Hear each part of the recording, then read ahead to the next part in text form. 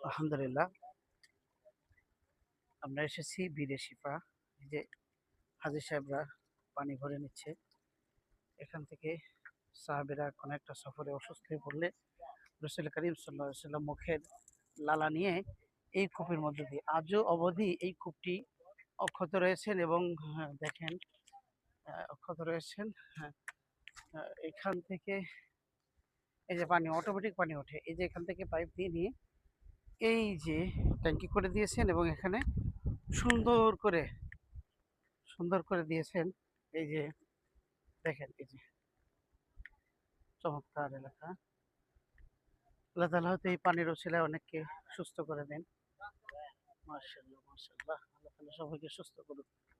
যারা যারা হজ বা উমরাতে আসেন এখানে আসবেন, কারণ এখানে একটা বরকতময় জায়গা।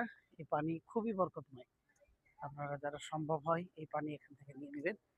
বীরে শিফা বদর থেকে খুবই কাছে, আধা ঘন্টার পথ গাড়িতে। এখানে অনেকে পানি বিক্রিও করে।